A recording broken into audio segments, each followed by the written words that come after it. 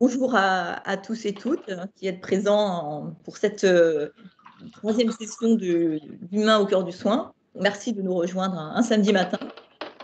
Alors, nous sommes ravis d'accueillir aujourd'hui Éric Pierru, qui est sociologue spécialiste du système de santé et chercheur au CNRS. Alors, avec Frédéric, nous nous connaissons maintenant depuis quelque chose comme 10 ans. Et je me souviens, à l'époque, je l'avais contacté après l'avoir vu dans une interview télévisée. Je me suis dit, ce serait vraiment très, très intéressant de pouvoir interagir avec lui. J'avais regardé sur Internet et j'avais trouvé ses coordonnées. Il était à Paris-Dauphine et j'ai profité d'une session de formation qui était à l'orée du bois de Vincennes pour se dire, rencontrons-nous à l'heure du déjeuner. Et puis, on a eu à l'époque un échange très, très intéressant. On a pu partager nos visions de terrain et lui de sociologue. Et je crois que c'est peut-être ça qui lui a donné envie de découvrir la pratique du soin en PAS, à la PAS Saint-Louis en particulier. Voilà. C'est vrai, ce qui est intéressant dans les PAS, des consultations, des permanences d'accès aux soins de santé, des consultations d'accès aux soins pour les démunis, c'est cette dimension d'approche globale de la médecine. C'est une médecine qui prend en compte forcément toutes les dimensions qui paraissent parfois être indirectement en rapport avec la médecine, mais qui néanmoins impactent très fortement, comme évidemment l'environnement, l'absence d'hébergement, l'insuffisance financière, l'incapacité alimentaire, l'isolement, et puis aussi la barrière de langue. Et donc tout ça dans un terrain qui est celui de l'hôpital Saint-Louis, qui est plutôt un environnement très médico-technique, une médecine de pointe, c'est vraiment quelque chose de vraiment très intéressant. Et donc, au-delà de ça, c'est vrai que cette interaction avec Frédéric, ça m'a permis de percevoir très, très clairement vraiment cet éclairage très précieux des sciences sociales et humaines pour nos pratiques du soin. Et finalement, c'est un des axes que nous développons au sein de ce collectif, l'humain au cœur du soin. Alors, ce que nous allons aborder ensemble aujourd'hui, c'est avant tout cette question si difficile. C'est alors même que tout le monde semble d'accord pour partager ce diagnostic qu'il est nécessaire de remettre plus d'humains dans le soin. Alors, pourquoi est-ce si difficile? Vous avez vu certainement la tribune du Monde qui vient d'être, voilà, avec une lettre qui est adressée au président de la République qui conclut la médecine hospitalière doit être réhumanisée. Donc vraiment, on est au cœur de ces sujets. Il s'agira donc d'abord de poser cette question essentielle. Finalement, qu'est-ce qu'on entend par le terme d'humain? Donc, c'est vrai que si la dimension du prendre soin, de l'écoute, de la sollicitude est absolument essentielle, c'est vrai qu'il y a aussi dans l'humain toutes les dimensions qui sont celles des capacités humaines et qu'on a l'impression qu'on exploite insuffisamment alors que ce sont des ressources que nous avons tous en nous-mêmes. Et c'est le cas, par exemple, de la capacité de réflexion, de l'intelligence pratique, la sagesse pratique, puis évidemment l'intelligence émotionnelle et l'intelligence relationnelle. Voilà, donc il ne s'agit surtout pas d'opposer la médecine qui serait avec la dimension humaine et la dimension technique, mais au contraire d'essayer de trouver ensemble comment mettre en œuvre et comment construire cette médecine qui articulerait harmonieusement ces deux dimensions. Et c'est ce que va évoquer Renaud Vidal, à qui je laisse donc la parole. Oui, bonjour à tous. Je ne vais pas être très long parce qu'on a tous très envie d'écouter Frédéric. Mais effectivement, c'est l'enjeu. Et je pense qu'on est nombreux, enfin la plupart des gens, y compris nous, on ne se rend pas vraiment compte de tous les bouleversements anthropologiques que produisent les évolutions techniques récentes. Un certain nombre de chercheurs parlent même de troisième révolution anthropologique dans l'histoire de l'humanité. Alors on parle de la digitalisation du monde, c'est-à-dire toutes ces techniques digitales qui reposent sur la discrétisation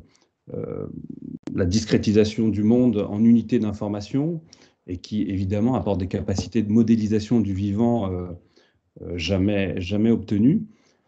Il y a aussi les big data qui permettent des profilages de plus en plus fins et qui sont, alors je dirais pas prédictifs, mais qui sont de plus en plus intéressants. De sorte que, par exemple, l'intelligence artificielle, l'utilisation de toutes ces techniques, devient de plus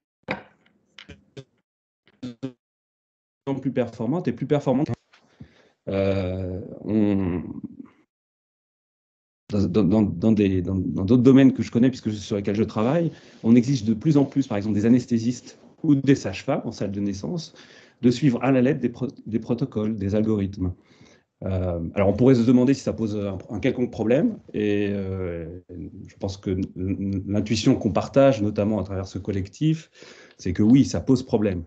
Parce que réduire une personne à la modélisation de ses processus physico-chimiques, c'est une réduction qui pose problème. Alors, elle produit deux effacements, deux absences, deux effacements. L'effacement du patient qui est réduit à son profil et l'effacement du soignant qui est réduit à l'application, à l'exécution d'algorithmes. Pardon.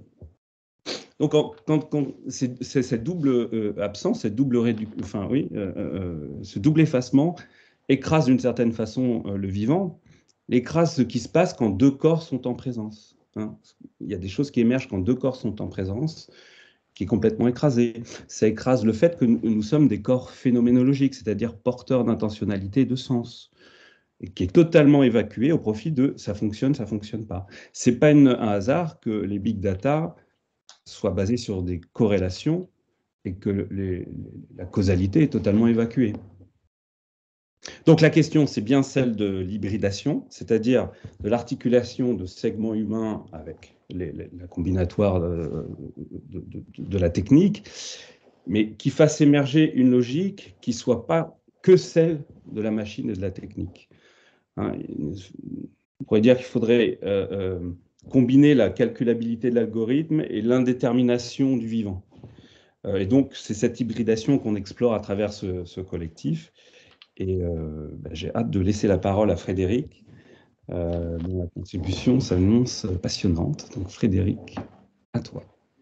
Je suis reparti en fait du beau livre que nous avions écrit et qui, je le disais à Claire en introduction, je le lisais dans le train et j'ai éprouvé un certain sentiment, certes coupable, d'autosatisfaction, parce que je trouve que ce livre, c'est un livre important. Il n'a pas pris une ride. Je pense que son actualité est encore plus grande en 2021 qu'en 2015, pour des raisons que je vais expliquer.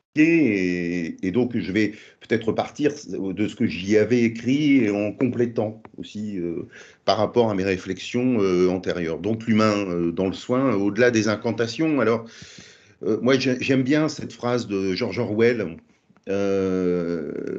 Parce que finalement, on vit notamment dans le monde de la santé, dans la célébration du progrès. Alors, progrès biomédical, je vais y revenir, progrès technologique, etc. Et donc, George Orwell, qui est un de mes penseurs favoris, sinon mon penseur, mon maître, si j'ose dire, avec Bourdieu quand même, c'est quand on me dit que quelque chose est un progrès, je me demande si cela nous rend plus ou moins humains. Voilà. Et je trouve que c'est une réflexion qui a l'air un peu bêta, comme ça, un peu simpliste, mais qui me semble être au cœur de nos réflexions autour de l'humain et du soin. C'est-à-dire qu'effectivement, on est dans des discours sur la réforme du système de santé qui sont saturés par la notion et le vocable de progrès. Et puis finalement, on peut faire, ou en tout cas, dans beaucoup de cas, faire le constat que ce progrès-là, eh bien, ça nous rend moins humains. Et Claire évoquait la Tribune du Monde récente, qui disait il faut réhumaniser l'hôpital. Alors c'est assez cocasse parce que dans les années 50, quand l'hôpital s'ouvre, enfin il s'ouvre en 41, mais vraiment en 46 avec la sécurité sociale à l'ensemble des catégories sociales, il y a tout évidemment l'hôpital c'était réservé aux plus pauvres. Et donc, il y a tout un courant dans les années 50 et 60 qui est une politique publique qui s'appelle humaniser l'hôpital. Donc, j'ai envie de dire, c'est une question assez rémanente de la médecine, de l'hôpital et de l'humain en leur sein. Donc voilà, donc effectivement, c'est une question, à mon avis, qu'il faut toujours. Je trouve que c'est une boussole. Voilà. Si c'est un progrès, parce que le mot de progrès a un côté un peu fascinant, voire presque sidérant, quoi. Comment on peut s'opposer au progrès? Voilà. Et donc, ça nous, en mettant l'idée derrière que, est-ce que ça nous rend plus ou moins humains, ça permet de prendre un peu de distance par rapport à cette notion qui neutralise la pensée, si j'ose dire, la sidère, et finalement ouvre un certain nombre de questionnements que j'aimerais évoquer ici et que nous évoquons depuis des années avec Claire et le collectif PASS. Alors, de quoi l'engouement managérial pour l'humain et l'empathie est-il le nom? Parce que moi, ce qui me frappe quand même, c'est que tous les réformateurs de l'hôpital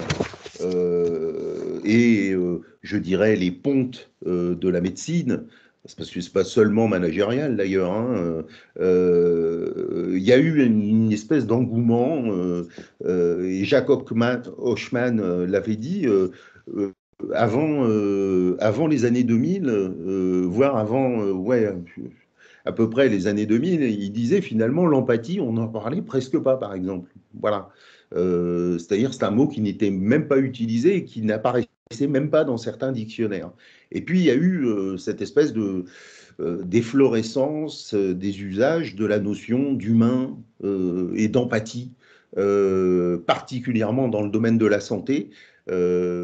Alors même qu'on va voir que les évolutions sont parfois à rebours, et que finalement cette notion d'humain et d'empathie peut servir de caution ou de supplément d'âme, je disais ça dans Soigner l'humain, de supplément d'âme à des réorganisations hospitalières, mais aussi à des pratiques biomédicales de plus en plus réductionnistes, même à une technolatrie aussi, qui justement escamote l'empathie et l'humain. Donc, c'est ce que...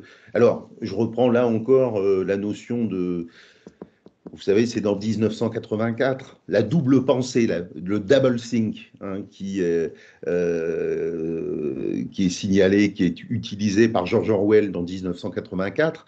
C'est-à-dire, j'ai l'impression qu'on vit, alors c'est pour ça que je ne parle pas de schizophrénie, par exemple, c'est retenir simultanément deux opinions qui s'annulent alors qu'on les sait contradictoires et croire à toutes les deux en même temps. Voilà. Donc, j'illustre. C'est-à-dire, d'un côté, on a, je dirais, l'essor de logiques biomédicales et gestionnaires qui, et j'y reviendrai, entretiennent des affinités électives qui sont de plus en plus objectivantes et réifiantes et qui, finalement, escamotent l'humain. Alors, parfois de manière assez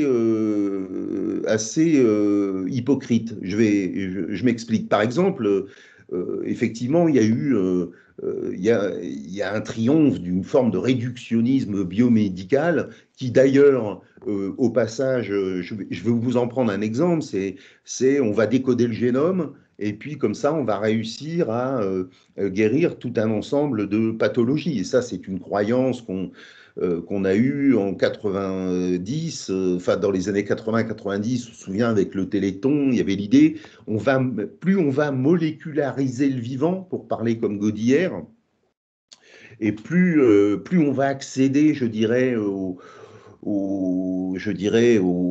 à l'infiniment petit, eh bien, on va réussir à soigner et guérir des maladies que l'on croyait incurables. Finalement, on s'est aperçu que c'était une bulle, une bulle qu'on pourrait dire génétique. Bulle génétique parce que en fait, on a découvert qu'il y a très peu de maladies qui sont déterminées uniquement par des variables génétiques, c'est-à-dire bricoler les gènes, ça ne guérit que quelques maladies et pas beaucoup. Les travaux les plus récents ont montré qu'à force d'aller dans l'infiniment petit, de réduire de plus en plus, et bien finalement retomber sur l'environnement. Et donc c'est évidemment l'épigénétique.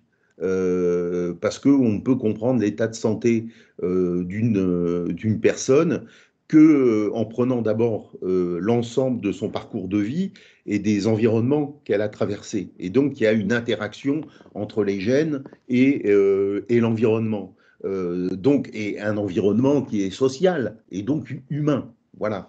Donc, et d'où aussi, par exemple, cette notion de médecine de la personne qui est en fait, ou des 4P, j'y reviendrai, mais cette médecine de la personne où il n'y a pas de personne en fait. C'est-à-dire que la médecine de la personne, c'est un abus de langage, puisque c'est en fait adapté, notamment dans le domaine du cancer, les traitements aux spécificités, je dirais, physiologiques, génétiques des individus. Et la médecine de la personne escamote complètement la personne au sens d'humain. Voilà. Et donc, on voit bien là un retournement de la notion d'humain, de personne, etc. Parce que c'est justement, on est au comble du réductionnisme biomédical. Donc, premier point, un réductionnisme biomédical triomphant. Un management désincarné, alors je ne vais pas y revenir parce que j'y reviendrai peut-être un peu plus tard, mais il y a beaucoup de choses qui ont été dites sur le management, puis je crois que la crise hospitalière actuelle montre bien aussi tous les effets pervers des logiques gestionnaires qui se sont déployés depuis les années, depuis début des années 2000, la tarification à l'activité, etc., la bureaucratisation des environnements de travail, la procéduralisation à outrance, les indicateurs de performance, etc. Je veux dire, c'est même devenu une tarte à la crème de la littérature en sciences sociales et politiques et administratives ou en sociologie des organisations que d'avoir mis en lumière et en évidence les effets pervers que l'on paye aujourd'hui avec la crise hospitalière actuelle de ce type de management désincarné. J'aime beaucoup l'expression de Dujarrier. Alors, ce qui m'intéresse dans le management désincarné, c'est désincarné, puisque comme on parle de l'humain, évidemment, c'est pas un management. Le management désincarné s'oppose à un management humain. Voilà. Bon, et effectivement, c'est un management qui, en quelque sorte, considère l'humain sous l'angle que je trouve terrible dans l'histoire du management, de la notion de facteur humain. Et le facteur humain, c'est ce qui perturbe ce qui devrait fonctionner de manière automatique. Voilà. Le facteur humain est toujours facteur d'erreur. Vous voyez, c'est dans la pensée managériale, le facteur humain, c'est quelque chose qu'il faut réduire à sa portion congrue. Bon, et non pas l'intégrer comme une source, j'y reviendrai, de richesse dans la conduite des organisations, qu'elles soient hospitalières ou autres. Et puis, j'ai bien aimé l'intro de Renaud parce que c'est la technolatrie des élites. Alors, je ne vais pas être trop long, mais je suis un bavard, mais j'étais, il y a quelques semaines, au grand raout de la Banque publique d'investissement, et qui était la célébration, alors avec Xavier Niel, Agnès Pannier-Runacher, Nicolas Dufourcq, etc., etc., une espèce de grand-messe à l'Accor Arena de Paris, avec un décor qui aurait rendu jaloux les Pink Floyd. Et là, c'était vraiment une messe entrepreneuriale de born again. Bon, et ce qui m'a frappé, et on y a beaucoup parlé santé et hôpital, et en fait, dans ces discours, je dirais technolâtres, l'humain n'apparaît jamais.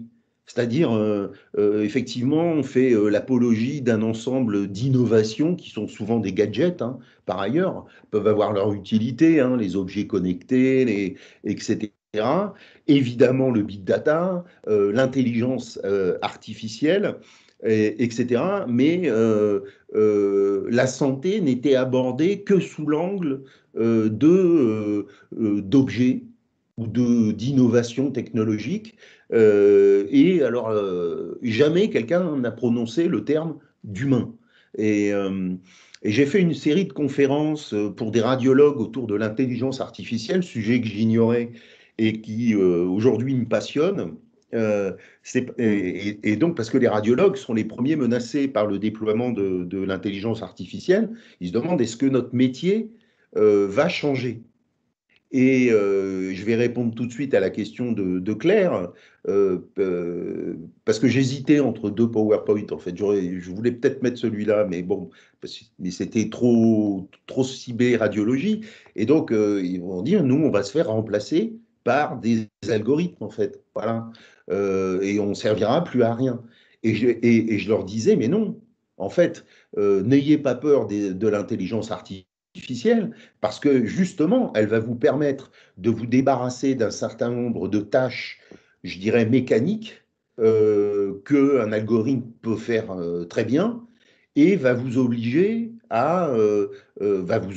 ou vous inviter à vous recentrer justement sur votre relation avec le patient. Alors évidemment, il y a des radiologues qui m'ont dit, si on a fait radiologie, c'est justement parce qu'on ne voulait pas voir les patients. Donc, évidemment, vu comme ça, c'est un peu problématique. Mais en tout cas, justement, c'est la technologie et l'intelligence artificielle peut permettre justement de redécouvrir l'aspect humain d'une spécialité qui a tendance à je dirais, se contenter de regarder le patient derrière des écrans. Voilà. Donc, il peut y avoir, et moi je suis contre l'idée que la technologie, je me méfie autant de la technolatrie que de la technophobie. C'est-à-dire, et c'est euh, ce que disait Claire en introduction, c'est-à-dire que tout dépend des usages que l'on en fait, en fait. Effectivement, et il y a un philosophe historien des sciences et des techniques qui s'appelle François Jarige, qui dit finalement, c'est pas la technique le problème, c'est la trajectoire d'un système technicien. C'est-à-dire, une société peut très bien décider de faire de la technique un objet, un instrument ou un vecteur déshumanisant. Et puis de l'autre côté, au contraire, utiliser la technique pour nous débarrasser d'un certain nombre d'activités ou de tâches qui nous accaparent et qui nous empêchent justement d'investir la relation avec l'autre, avec l'humain. Bon, voilà. Donc d'un côté, on a ça. Donc, du double think, c'est le premier.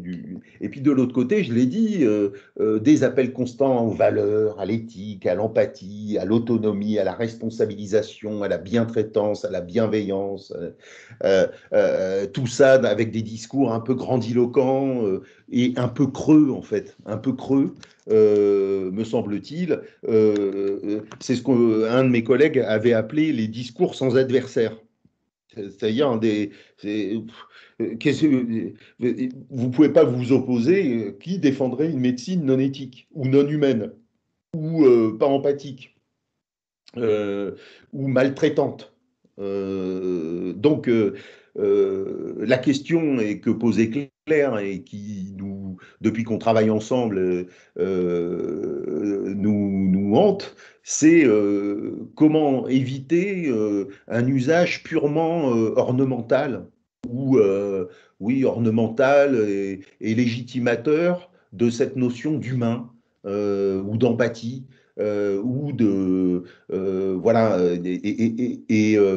et plus généralement et plus fondamentalement de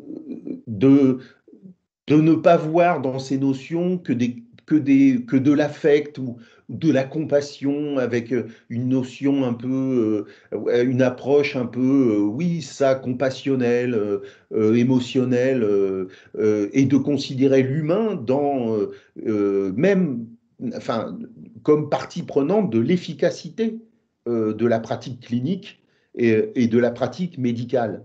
Voilà, c'est pas un supplément d'âme. C'est ça que je veux dire. Et on s'en contente trop facilement, c'est trop facile de dire ah bah oui, on va humaniser l'hôpital ou réhumaniser l'hôpital, ça coûte pas cher à dire, et il faut dire comment on va le faire concrètement. Et ça peut être une fin en soi que de réhumaniser, de remettre au devant de la scène l'humain, la personne, et la personne du patient, la personne des soignants, parce qu'il n'y a pas que les patients. Moi, quand je parle de l'humain, c'est aussi quand on voit la crise des vocations à l'hôpital, le nombre de postes vacants, c'est aussi l'humain en tant que personne, voilà, dans une organisation du travail. Voilà, bon, aussi. Donc voilà, donc l'humain, ça doit être plus que du compassionnel, de l'émotionnel, de l'affect. C'est dire on ne peut pas faire de la bonne médecine sans intégrer cette notion d'humain. Encore faut-il lui donner un contenu concret et travailler cette notion. Bien. Et donc, ce double think, c'est une autre façon de dire que à l'hôpital, notamment, domaine que je connais le mieux, mais c'est qu'on est dans les soignants, par exemple, sont pris dans des injonctions paradoxales. C'est-à-dire qu'à la fois, ils sont dominés par le discours biomédical hégémonique, ils sont dominés par des logiques organisationnelles qui sont désincarnées et déshumanisantes. On leur dit que finalement l'avenir de l'hôpital passera par des technologies révolutionnaires, etc. Et puis de l'autre côté, on leur dit, mais attention, il faut faire de la médecine humaine, il faut bien traiter, la bienveillance, etc. etc. Donc, la double pensée, c'est ça, c'est qu'on est en plein dans les injonctions paradoxales et qui peut provoquer une montée du cynisme sur fond de délitement des collectifs de travail. Alors si on bosse un peu plus la notion de l'humain, moi ce qui m'inquiète, donc, je le redis, je l'avais écrit dans Soigner l'humain, c'est cette... parce que le management, je m'en méfie beaucoup du discours managérial, par exemple, parce qu'ils ont cette tendance à retourner les notions pour en faire des outils d'asservissement encore plus performants. Bon, et alors, évidemment, on a redécouvert l'humain, l'empathie. Pour moi, c'est un peu la même chose quand je parle de humain. Et cette tendance à psychologiser, en fait, à mentaliser, alors j'ai dit la mentalisation du social, mais ça veut dire en faire une sorte de qualité personnelle. Voilà, il y aurait des gens empathiques, humains, qui seraient prompts à s'intéresser à l'humain, d'un côté, et puis de l'autre côté, il y aurait les serial killers, quoi. Je veux dire, ou les médecins maltraitants, il y en a, faut le dire, et des soignants maltraitants, il y en a, faut le dire aussi. Voilà. Et donc, l'idée que finalement, ça serait une qualité personnelle qu'on aurait ou qu'on n'aurait pas pour des raisons alors de trajectoire individuelle, de culture familiale, de religion, de tout ce que vous voulez, etc. Et donc, une façon de dire que l'empathie et la capacité à s'intéresser à l'humain en tant que personne, à la personne, et quand je dis personne, c'est au sens du personnalisme chrétien qui avait été porté notamment par la revue Esprit, etc. Et je trouve que c'est une façon d'aborder les choses qui sont dangereuses parce que, en fait, ça risque de se retourner contre les soignants eux-mêmes. C'est-à-dire, en gros, si vous maltraitez un patient, c'est de votre faute. C'est de votre faute parce que finalement, vous n'êtes pas assez empathique, pas assez porté sur l'humain, etc. Et c'est là, vous voyez, ce type de retournement aussi qui se passe souvent avec le management, c'est qu'on finit par blâmer la victime. C'est-à-dire, on met des personnes dans des environnements de travail qui conduisent ou qui incitent à des traitements inhumains. On l'a vu dans les EHPAD au moment du Covid-19, par exemple. Il y a les premières enquêtes commencent à remonter sur le sujet, et c'est assez catastrophique, hein, c'est même dramatique. Bon, et on leur dit, bah, vous voyez, vous êtes des mauvais professionnels. Vous n'avez pas les qualités pour être un soignant, tout simplement parce que vous êtes, voilà, vous êtes une espèce de petit tyran indifférent à la souffrance de l'autre, hein, pour faire court. Or, quand même, les travaux de sciences sociales ont montré que, alors, pas que de sciences sociales, mais je ne peux pas remonter jusque-là, mais même en paléontologie, en anthropologie, etc., montrent que finalement, l'être humain est double. C'est-à-dire qu'effectivement, il peut s'intéresser et avoir de l'intérêt pour son prochain. Voilà, il peut être empathique, si on veut. Et puis, de l'autre côté, il peut effectivement être le pire des êtres, des animaux cruels, parce que finalement, on peut dire l'homme peut a cette qualité assez exceptionnelle de pouvoir être cruel gratuitement. Voilà. Bon, donc en fait, il ne faut pas avoir une vision négative, enfin une vision optimiste, béate d'un côté de l'être humain, de la nature humaine, si on veut, et puis une vision noire qui est plutôt la vision même aujourd'hui dominante, hein. Par exemple, en économie, l'individu est un être calculateur, rationnel, égoïste, qui est toujours en train de chercher à profiter des autres. Ça, la science économique a construit par exemple, la science économique a construit toutes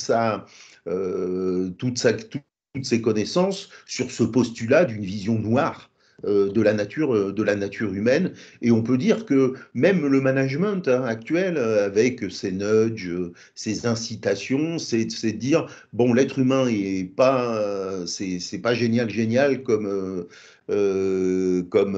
animal, donc on va le pousser à adopter des bonnes conduites par des mécanismes d'incitation, c'est les nudges, c'est tout ça. Bon, je passe sur le sujet. Et il y a un bouquin que je cite souvent, et Claire va même dire que je me répète, mais tant pis. Il y a un bouquin d'un grand historien du nazisme qui s'appelle Christopher Browning, et qui s'est intéressé à un bataillon de police qui faisait la Shoah par balle à l'arrière du front de l'Est. Et alors la Shoah par balle, faut voir ce que c'est qu'une Shoah par balle, hein. Enfin, l'acte lui-même est monstrueux, hein, donc voilà. Mais même en situation, et là je vais faire plaisir à Renaud, qui est un interactionniste symbolique.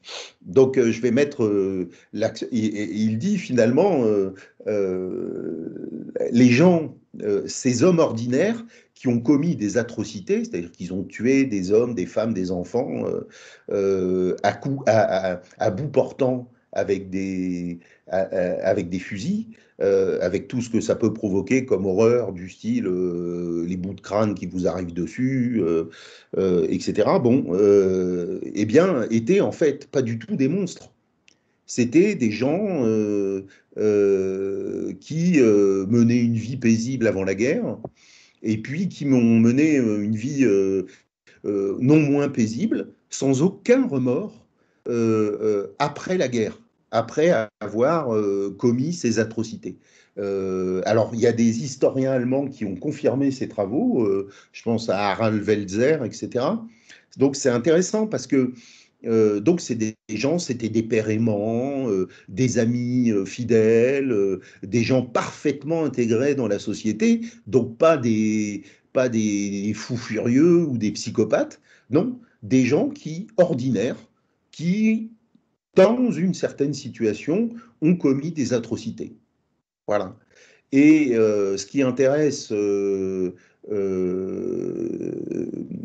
Browning, c'est dans quelle situation on peut mettre les gens pour qu'ils fassent ou qu'ils commettent des atrocités. Ouais. Non, mais c'était juste la remarque que ce que tu es en train de dire rejoint tout à fait beaucoup des thèses d'Hannah Arendt, qui a beaucoup parlé de ça. La banalité du mal, c'est Mal. exactement ce glissement progressif qui transforme les individus ordinaires, entre guillemets, en monstres, sans leur faire perdre à un moment donné toute leur sérénité un peu. Enfin voilà, mais je ne Non, mais tu faisais as que parfaitement, souligner ton propos.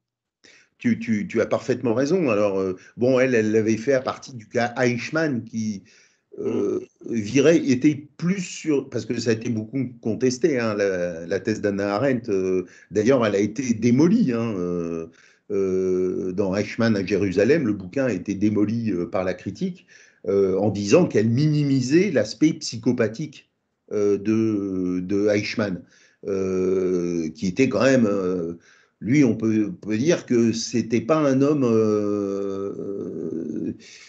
si ordinaire que les soldats du bataillon étudiés par Browning. Et la question, je la reprends, c'est une question qui devrait nous hanter et qui a été posée par mon collègue Nicolas Mario, c'est faut-il être motivé pour tuer? Voilà.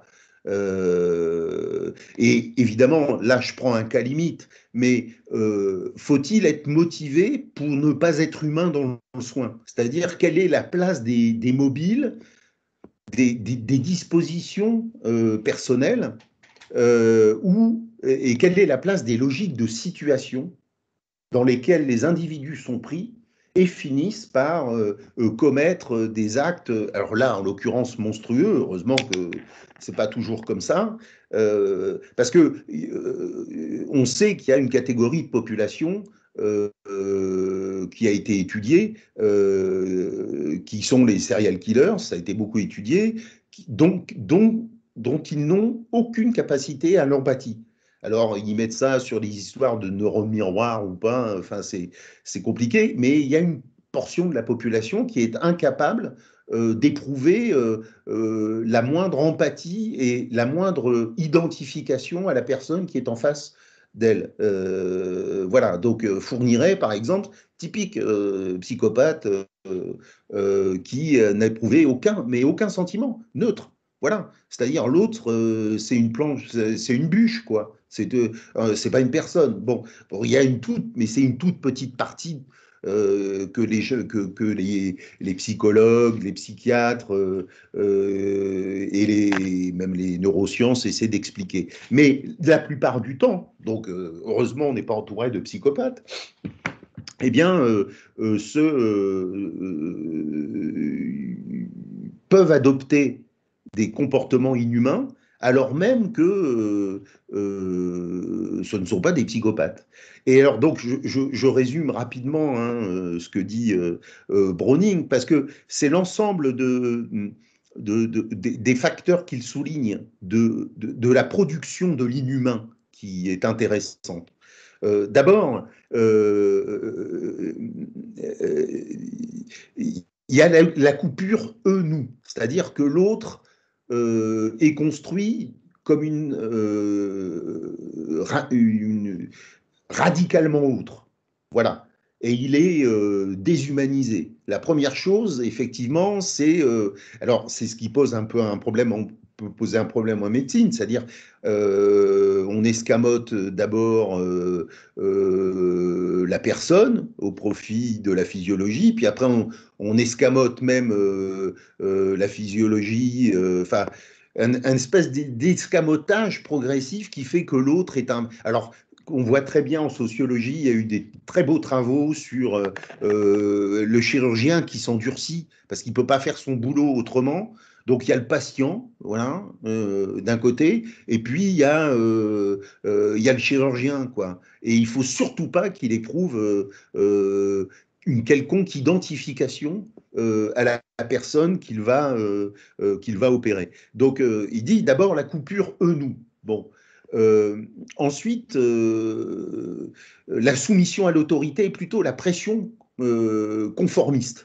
C'est-à-dire que ces gens des bataillons de la police, enfin chargés de la Shoah par balle, en fait, étaient en petits groupes Et fonctionner en petit groupe fait évidemment émerger une sorte de pression conformiste qui fait que celui qui refuse, et il y en avait dans le bouquin, eh ben, sont mis tout de suite au banc, vus comme des lâches. Et je vous passe les métaphores, femmelette, etc., etc. Donc en fait, des gens qui vont commettre des atrocités, alors même que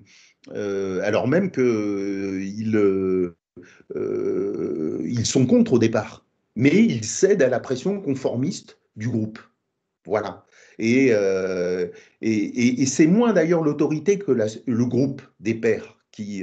Et on voit ça dans des phénomènes parfois de harcèlement, y compris à l'hôpital, hein. Moi, je me souviens, l'affaire Jean-Louis Ménien, par exemple, pour ne parler que de ça, c'est tout un service qu'il boycottait avant qu'il se suicide. Hein, j'essaie de faire des parallèles. Je suis désolé, un samedi, c'est pas très gai ce que je vous dis, hein, mais bon. Mais voilà, c'est-à-dire que, et moi, pour avoir été vécu récemment une espèce de cabale parce que j'avais pris la défense de Beau et Noiriel et que je me suis fait lyncher, diffamer, et vous avez la pression du groupe, ben, ça peut tuer. Enfin, je veux dire, ça rend malade et ça peut tuer, hein, vraiment. Bon, donc il y a ça. Ensuite, ce qui m'a paru particulièrement intéressant dans cet ouvrage, c'est la focalisation sur la technique. Et alors, ça, avec des retournements parfaitement intéressants. C'est-à-dire, par exemple, il se posait la question, est-ce qu'il faut d'abord tuer la mère ou tuer l'enfant? Et ils avaient mis au point, techniquement, une technique pour tuer les deux en même temps. Et ils trouvaient que c'était un progrès humain. Parce que comme ça, l'enfant criait pas, il n'était pas traumatisé, ou la mère n'était pas traumatisée. Vous voyez, et plus généralement, par exemple, technique, c'est comment tirer sans prendre trop d'éclat, ou éviter le fait que le canon devienne brûlant, machin, etc. Donc, cette espèce de focalisation sur la technique peut non seulement évacuer l'humain, mais peut même se retourner comme ah ben j'ai inventé une technique qui tue la mère et l'enfant, donc je suis finalement un humaniste, hein, alors que je commets un acte monstrueux. Ensuite, les cadences industrielles de la mise à mort, c'est-à-dire empêcher de penser, c'est-à-dire empêcher la réflexion, ne pas penser à ce qu'on fait. C'est-à-dire enchaîner les exécutions, les fosses communes, etc. Et puis, alors ce que disait Denis est parfaitement vrai, c'est-à-dire des glissements moraux progressifs. Voilà. C'est-à-dire petit à petit, ce qui était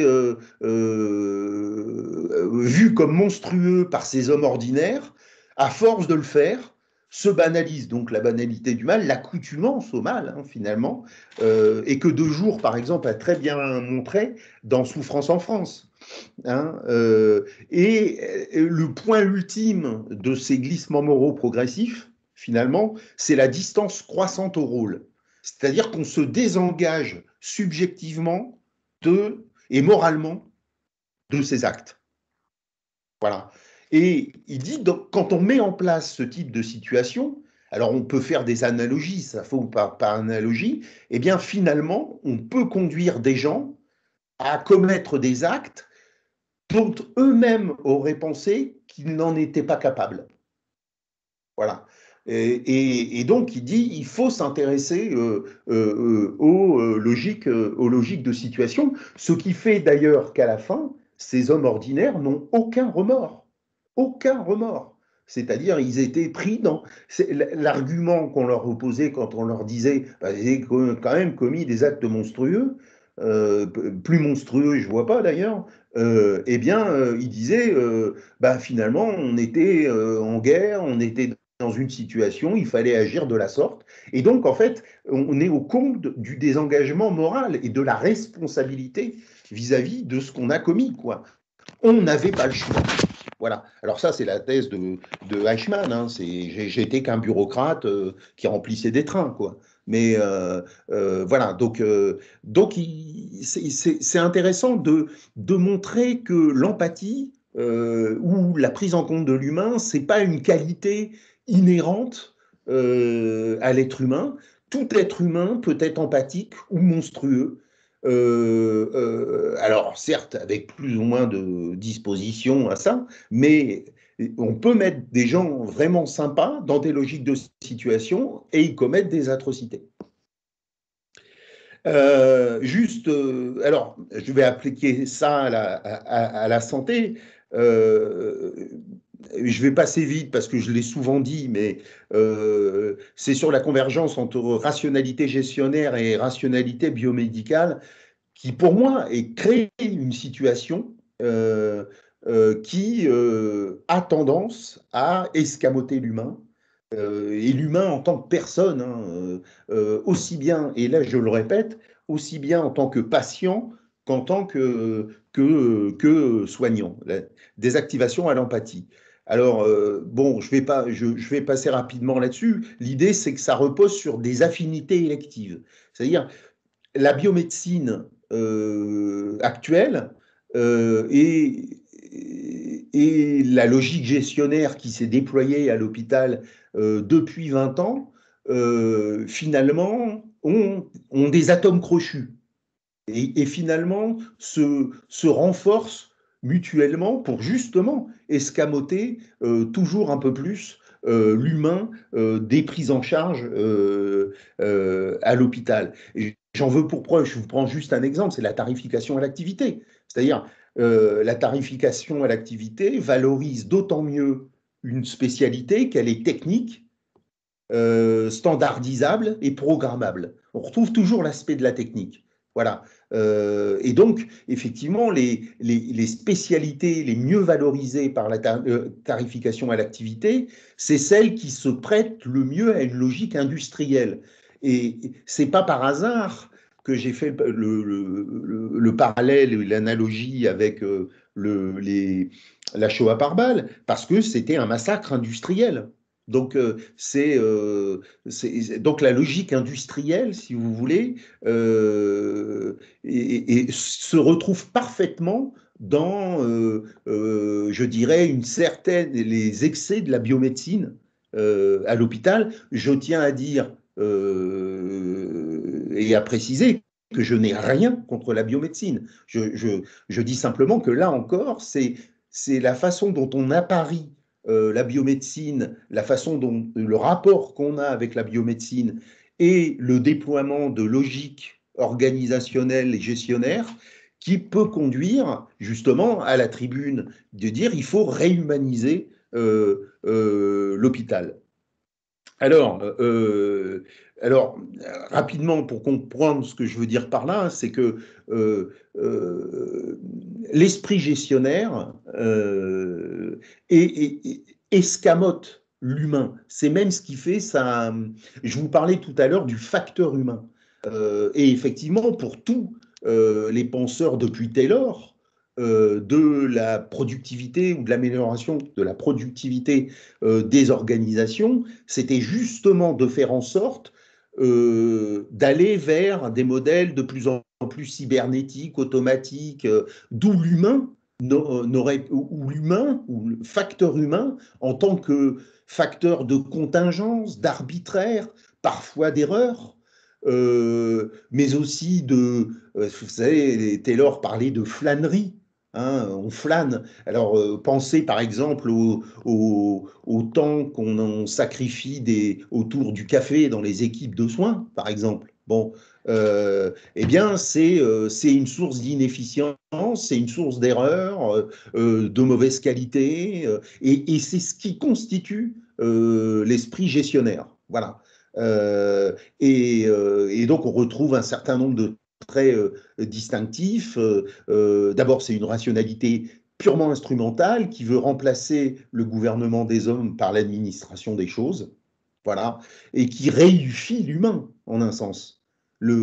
C'est Charlot dans les temps modernes, si vous voulez. Bon, le contrôle des activités productives, la décomposition et la réduction des activités complexes, j'insiste sur ce point, en série de tâches plus simples, c'est-à-dire qu'effectivement, on ne peut pas ne pas penser, par exemple, à l'affinité qu'il y a entre le néo-taylorisme qui peut inspirer le management actuel à l'hôpital, avec l'hyper-spécialisation médicale qui finit par n'envisager plus que des morceaux du patient, voire même dans les organes, la valve, pas le cœur, mais la valve mitrale, par exemple. Bon, et ça, cette idée de décomposer au maximum et de réduire des activités complexes en des tâches plus simples, sérielles, c'est une affinité, par exemple, très forte entre l'esprit gestionnaire et puis la biomédecine en tant qu'elle se spécialise à l'infini. Hein. Bon. Et puis, évidemment, l'idée mais je le disais, c'est la désingularisation des producteurs. C'est-à-dire l'idée que finalement, et on le voit à l'hôpital, hein, une infirmière finalement en vaut une autre, on peut la déplacer d'un service à un autre. C'est la notion d'équipe qui passe à la trappe, avec l'idée que finalement on a des opérateurs. Ce sont des opérateurs. Et le terme est important, puisque, vous voyez, quand on parle d'opérateurs, on ne parle plus de travailleurs. On parle plus, Roland Gori a écrit un beau manifeste qui s'appelle Manifeste des œuvriers. Voilà. C'est-à-dire, c'est œuvriers. C'est pas des personnes qui maîtrisent des savoir-faire, etc. Ce sont des opérateurs qui sont au service de la machine ou d'un processus de production. Et à l'hôpital, avec cet hôpital de flux, là, à flux tendu, finalement, ne sont plus là que sans penser, et vous verrez, si vous repensez à ce que j'ai dit sur Christopher Browning, sur les cadences, ben voilà, les cadences, c'est ce qui permet ce qui empêche la réflexion. Il y a des très belles pages de Simone Weil là-dessus, hein, lorsqu'elle va à l'usine. Elle décrit comment elle se déshumanise en étant soumis à la machine, à la cadence, etc. Donc Simone Weil est pour moi une des philosophes qui a le mieux pensé la déshumanisation du travail sous l'empire, je dirais, d'une gestion devenue un peu folle. Alors, j'en parlais avec Renaud en préparant cette conférence. On voit bien que finalement, la médecine est travaillée au fond par deux modèles épistémiques rivaux. À droite, qui est l'épistémologie positiviste de la biomédecine, qui a historiquement été fondée par Claude Bernard, hein, et dont on voit bien toutes les affinités qu'elle a avec ce que je viens de dire sur la gestion, hein, le primat du quantitatif, la théorie scientifique. La théorie prime sur l'expérience. Ça, c'est très important. L'idée, c'est que l'expérience et la pratique, et l'expérience acquise par la pratique, n'ont pas de valeur par rapport à des lois générales. Alors déjà là, on voit le problème avec le rapport à l'humain, dans ce qu'il est singulier, complexe, etc. Le goût pour le quantitatif. Donc le pathologique, c'est une variation quantitative du normal, au-delà d'un certain seuil.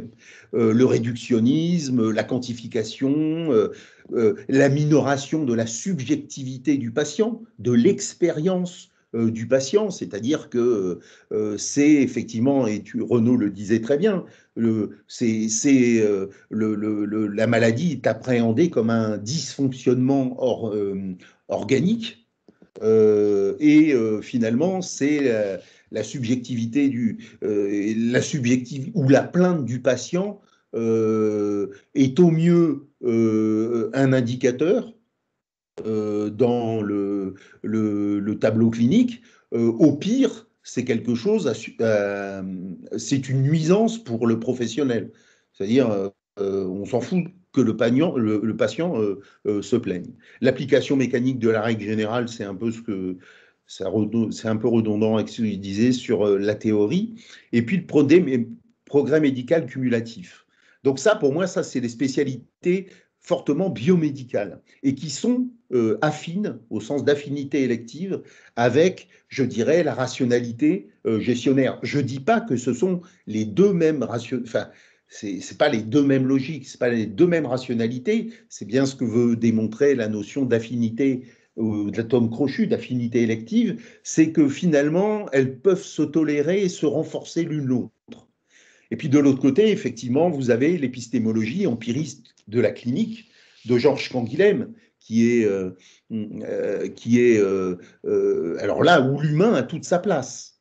D'abord, c'est trait pour trait l'opposition de l'épistémologie de Claude Bernard.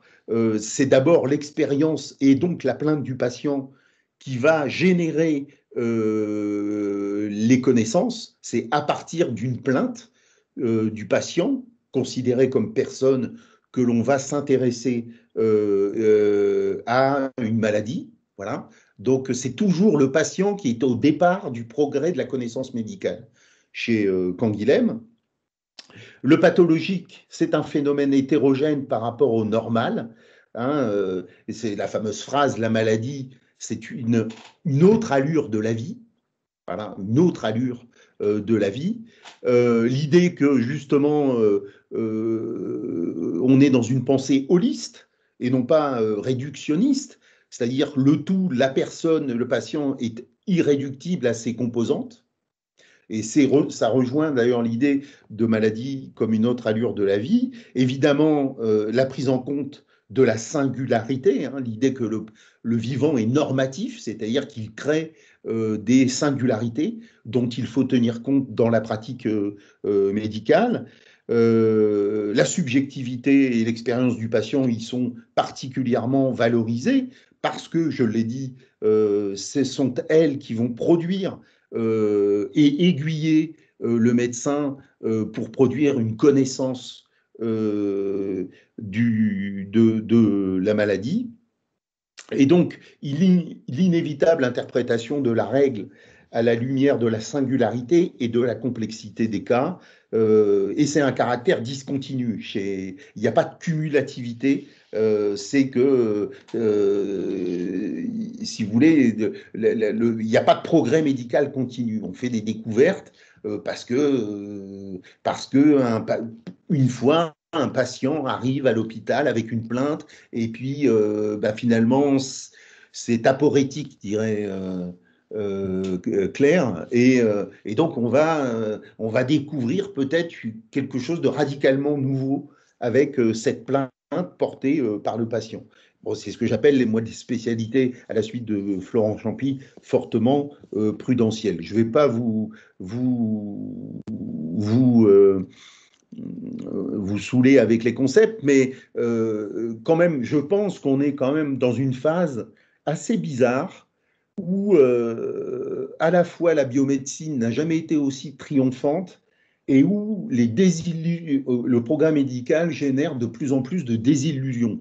C'est-à-dire que si on compare à 45-80, effectivement, on était dans la vision de Claude Bernard, c'est-à-dire la vision d'un progrès médical continu, cumulatif, adossé à l'explosion et à la spécialisation des savoirs scientifiques et des techniques, donc avec l'espoir effectivement d'éradiquer les maladies. Tout à l'heure, j'évoquais cette espèce de bulle qu'il y a eu autour de la biologie moléculaire, de la génétique, etc. Et puis finalement, on s'est aperçu que finalement, on était dans un cadre un peu prométhéen, je dirais, où la science résoudrait.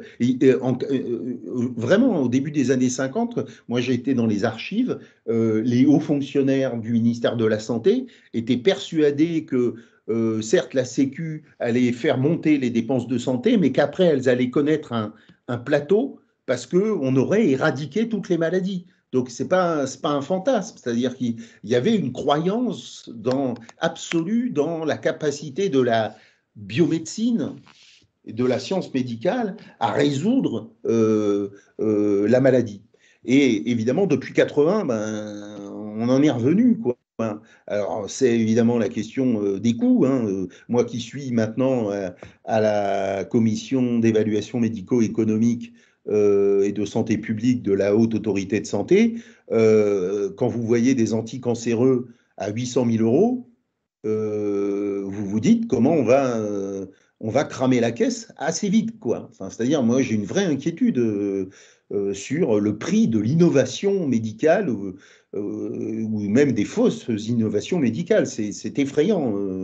Moi, quand je suis arrivé dans la CESP, on disait, ouais, c'est 50 000 euros, ouais, ça va, c'est bien, c'est correct. Ah ouais, je trouvais que vous faisiez, quand vous êtes profane, 50 000 euros, c'est beaucoup quand même. Enfin, sauf si vous appelez Bernard Arnault, bien sûr. Mais et très vite, j'ai vu que c'était la fourchette basse, hein, parce que les médicaments qui sont en train d'arriver sont des médicaments hors de prix, quoi. Enfin, hors de prix. Je dirais même délirant en termes de et qui nécessitera de faire des choix. C'est-à-dire, faudra faire des choix. C'est impossible de financer l'ensemble de ces innovations médicamenteuses qui sont parfois des innovations dont on peut douter du rapport qualité-prix, si j'ose dire. Bon, on a découvert qu'effectivement, les maladies, on les éradiquait moins qu'on les chronicisait. Hein. C'est le cas du cancer, c'est le cas du sida. Et ça, c'est clé, c'est capital pour l'idée de l'humain dans le soin. C'est que dans les maladies chroniques, la technique compte beaucoup moins que le rapport à la personne. Voilà, c'est-à-dire que de prendre effectivement dans les maladies chroniques la personne dans sa globalité psychologique, sociale, évidemment clinique, familiale, etc. Donc, en quelque sorte, les maladies chroniques nous obligent à réintégrer des dimensions qui avaient été sous la biomédecine, avaient été disjointes. Voilà, ou même qui avait été marginalisé. La psychologie du patient, on s'en fout, son environnement familial, on s'en fout, son travail, son activité professionnelle, on s'en fout. Enfin, ça ne nous regarde pas, le malade, c'est juste un ensemble d'organes qui dysfonctionnent et qu'il faut réparer. Bon, eh bien, la médecine, bon, j'ai écrit des bouquins avec André Grimaldi là-dessus, hein, on dit même qu'on va vers une troisième médecine où justement l'humain occupe une place centrale, autrement dit, dans la division du travail médical pour faire une prise en charge de qualité d'un malade chronique. Il faut remettre l'humain au cœur du travail médical. C'est même lui. Et ce faisant, eh bien, en mettant le malade, la personne malade au cœur de la maladie chronique, eh bien, comment dire, ça induit, c'est le retour ou la revanche du facteur humain, c'est-à-dire la contingence, la complexité, la singularité, donc de faire du sur-mesure aussi. Je pense à l'éducation thérapeutique du patient, etc. Donc je dirais que on n'a pas d'autre choix que de repenser l'humain et de se donner, et les professionnels de santé en particulier, les moyens de réarticuler des dimensions soit qu'ils négligeaient, soit qu'ils tenaient pour périphériques, soit qu'ils avaient, par exemple, ristourné aux aides-soignantes, aux assistantes sociales, etc. Et c'est pour ça que, par exemple, les PASS sont des lieux d'expérimentation de premier plan. Parce que justement, ça oblige à réarticuler tout ça, alors que ça a été disjoint dans l'hôpital, je dirais, de post-58. Voilà. Le retour des maladies infectieuses, bon, je ne développe pas, on sort du Covid-19, et puis quand même, hein, l'idée que la personne, tout miser sur la biomédecine, ça ne permet pas de réduire les inégalités sociales de santé. Voilà. Pour moi, c'est un rapport. Vous voyez, je dis souvent, mais ça, les experts sont d'accord là-dessus en santé publique, en épidémiologie. La médecine compte entre 11 et 15% dans les déterminants de la santé d'une population. Ça veut bien dire que c'est non pas l'humain seulement qu'il faut prendre en compte, c'est l'humain dans son environnement. Par exemple, il y a tout un des travaux sur la life course epidemiology qui montrent que la santé se construit tout au long de la vie et particulièrement aux premiers âges de la vie. Autrement dit, la santé d'un individu se construit par tous les environnements qu'il va traverser, familiaux, scolaires, travail, etc., au cours de sa vie. Et donc, pour comprendre aussi la santé d'un individu, eh bien, il faut se donner les moyens, en quelque sorte, de revenir à une médecine qu'on pourrait qualifier de biographique. Mais c'est une autre façon de dire, de ressaisir l'humain dans sa globalité. Voilà. Frédéric, pardon, Oui. je peux me permettre, il y a une question de Thierry Saval qui me dit qu'il ne peut pas intervenir, mais je voudrais te la soumettre dans les échanges dans le chat. Alors, il voudrait un petit peu ton avis sur les hôpitaux magnétiques, parce que justement, c'est peut-être cette résolution de cette tension en disant que c'est un exemple de management avec une gestion qui met l'humain au cœur du soin Oui, bien et le sûr, bien bien-être du sûr. travail, voilà, malgré la T2A, et que ce sont des hôpitaux qui sont bénéficiaires et soignent correctement, voire mieux que les autres. Ah, Voilà. tout à fait. Alors, je suis totalement d'accord. C'est Thierry qui a posé la question, c'est ça? Voilà. Oui, enfin, évidemment, ce que je veux dire, c'est que ça n'est pas une fatalité. Là, quand je dis les formes de management qui se sont imposées, hélas, ne sont pas, et d'organisation des hôpitaux, ne sont pas les mêmes. Enfin, ne sont pas c'est pas une fatalité. Et effectivement, les hôpitaux magnétiques montrent que l'on peut organiser différemment. Et de toute façon, j'ai envie de dire à Thierry, il faut que tous nos hôpitaux deviennent des hôpitaux magnétiques, en fait. Parce que nos hôpitaux, ils sont confrontés au défi des maladies chroniques. Donc, je pense qu'un hôpital, je dirais que l'hôpital de 1958 a fini d'exister. Enfin, je veux dire, en tout cas, il existera toujours pour les maladies aiguës graves, mais s'il veut prendre efficacement les malades chroniques, et c'est ça le défi des hôpitaux dans les 30, 40 années à venir, j'ai envie de dire, on n'a pas le choix que de faire sauf justement à multiplier la mauvaise médecine, coûteuse, inefficace, de faible qualité, on n'a pas d'autre choix que effectivement de s'inspirer de ce type d'organisation des hôpitaux qui rompt avec l'idée que les hôpitaux sont des usines à guérir. Voilà. Frédéric, je te fais une remarque que je vais commencer par quelque chose qui n'est pas du tout hors sujet, enfin pour moi, et je vais très, très vite le dire. J'ai été de gauche très longtemps dans ma vie et depuis une dizaine d'années, je suis plus de gauche, comme plein de gens. Et pourquoi?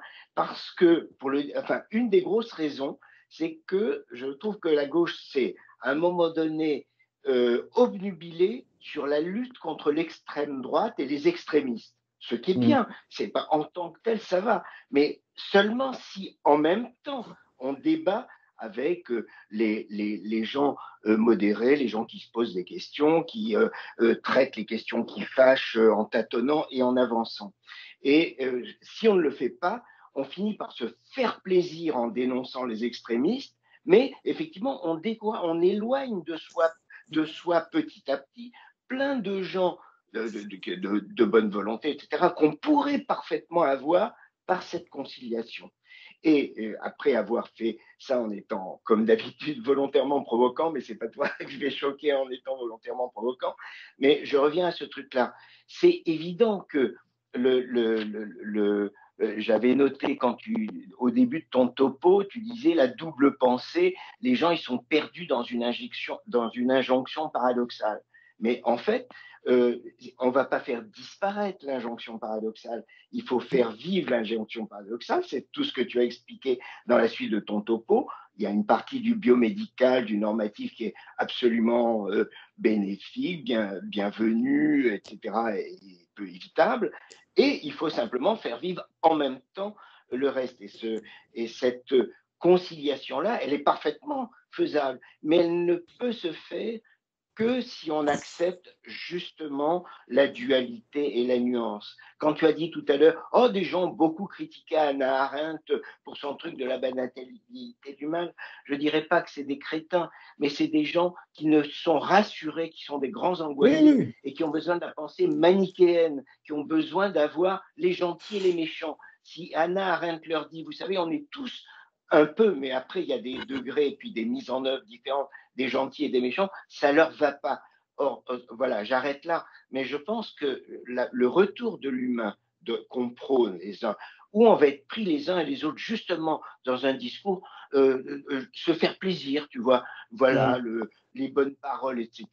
Si on veut pas être dans les bonnes paroles, il faut marteler que seule la nuance, la recherche de l'équilibre et les choses comme ça, et la ruse, que ce sont les moyens nécessaires mais efficaces. Bon, j'arrête mon petit plaidoyer. L'humain est complexe. Tu es complètement dans ma ligne. Alors, sur la gauche, je réponds, tu as parfaitement raison. Si la gauche en est là où elle en est, c'est que, bon, d'abord, elle pensait plus. Il suffisait simplement de dire je suis contre l'extrême droite, donc je suis de gauche. Et donc il y a eu une espèce de paresse intellectuelle avec la posture de l'indignation morale qui a remplacé la réflexion et qui, à mon avis, explique le marasme de la gauche. Mais on pourrait en discuter des heures. Là. Tu sais, tu me connais, même si je me suis retiré de la vie politique, je pense que c'est ça le drame. C'est-à-dire que quand on rabat la politique sur la morale, eh bien, on finit à un étiage de 15 ou 17% et avec une extrême droite ou une droite extrême qui prospère. Après, sur ce que tu dis, c'est très important, c'est-à-dire qu'effectivement, la gauche a beaucoup vécu aussi sur des dénonciations unilatérales. C'est-à-dire, et là encore, un peu moralisante, un peu, etc. Ce qui est quand même un paradoxe, parce que la gauche s'est quand même construite, et moi je plaide pour la notion de dialectique. Voilà. Ma culture marxiste de départ, c'est-à-dire gérer des tensions. Voilà. Il faut gérer des tensions, des dialectiques. Et surtout pas succomber à ceux que, par exemple, les managers actuels nous disent « Ah bah oui, il y a une panacée ». C'est-à-dire, on pourrait, grâce à l'adoption de telle recette, de telle organisation, eh ben, on aurait réglé tous les problèmes, quoi. Ça, c'est un conte pour enfants. Soit c'est un conte pour enfants, soit c'est un discours marketing pour vendre, comme le font les cabinets de conseil. J'étais récemment auditionné au Sénat sur le sujet. Voilà, c'est du business.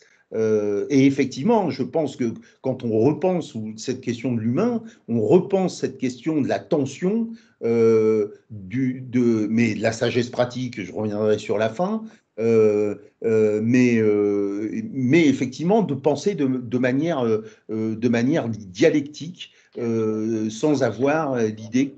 Je me permets de la poser, c'est Safa Terris, qui est oncologue à Saint-Louis, qui demande, voudrait avoir ton avis sur une sorte d'ubérisation de la médecine, avec un certain nomadisme médical de la part des patients, le médecin étant considéré comme un prestataire de service, soumis à des avis sur le net, etc. C'est une perte de confiance dans le soignant, point d'interrogation, une défiance, point d'interrogation, la santé, un produit de consommation ou un service comme un autre, point d'interrogation. Alors longtemps j'ai été un peu...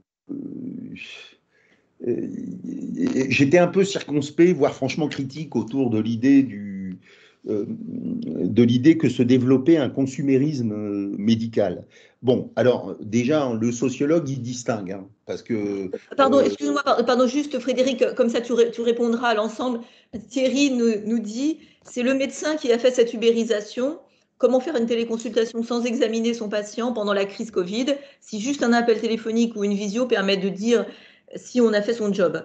Eh bien, il ne faut pas s'étonner que le patient aille sur le net faire une consultation. Non, voilà. Alors parfaitement. D'abord, je ne pense pas que les patients sont... alors, il y a une partie, effectivement, des patients qui sont dans une optique consumériste. Je vais donner une expérience qui fera le lien avec ce que disait Denis, mais quand j'étais orateur national santé de Mélenchon et que je défendais le 100% sécu, j'ai déchanté. Et je vais vous dire pourquoi. Donc, je faisais des meetings partout en France. Et en fait, donc je disais à 100% sécu. Alors, évidemment, tout le monde était pour. Hein, c'était des gens de gauche, etc. Mais je me suis très vite aperçu qu'en fait, ils voulaient mettre dans le 100% sécu et insuffler leur consumérisme. C'est-à-dire, n'importe quelle lubie individuelle devait être prise en charge par la sécurité sociale. Voilà. C'est-à-dire que, et j'étais obligé de leur rappeler qu'un 100% sécu, ça nécessite un sens civique. Voilà. C'est-à-dire une délibération démocratique sur ce qu'on prend en charge ou pas, et ensuite un sens civique. Et ce n'est pas un rapport, effectivement, aux professionnels comme à des prestataires de soins, etc. Et ce qui m'amuse dans cette affaire, c'est que toutes les études sociologiques montrent que ce sont les catégories populaires qui sont les moins enclines à contester, justement, et qui sont finalement les plus fidèles à leurs praticiens, alors que c'est une partie des classes moyennes éduquées qui croient savoir parfois. Souvent, vous savez, il y a des médecins qui me disaient le pire, c'est le patient MGEN. Bon, et je trouvais ça drôle, le patient MGEN. Parce que moi, je suis la MGEN, mais bon, où là, effectivement, il y avait un discours un peu si tu me donnes pas le médicament que je veux, je vais voir quelqu'un d'autre, ou, enfin, etc.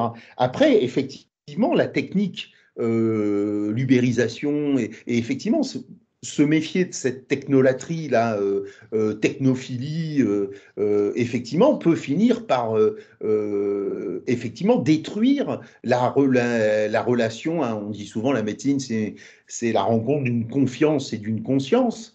Alors évidemment, c'est un peu idéalisé comme phrase, mais en tout cas, c'est un pacte de soins qui nécessite, et surtout pour les malades chroniques, une relation durable de confiance et de partenariat avec le praticien.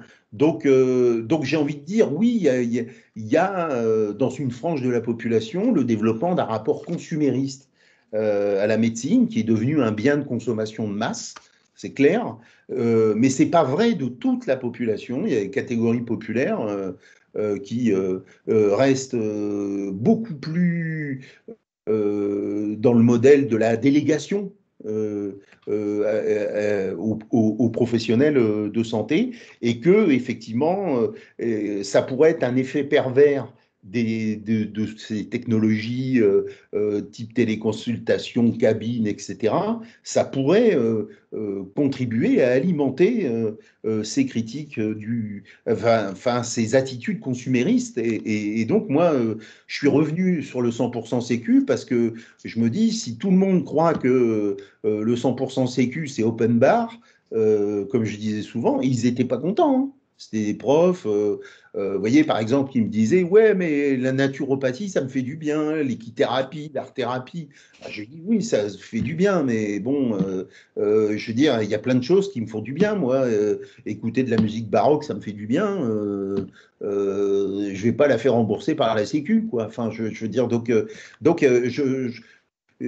c'est là aussi sur l'humain. L'humain, c'est quelle dimension de l'humain? Et là, c'est plutôt l'humain citoyen, le citoyen. C'est-à-dire qu'un système généreux ne peut tenir que parce qu'il y a un certain civisme dans le rapport au système de santé et par rapport à la sécurité sociale.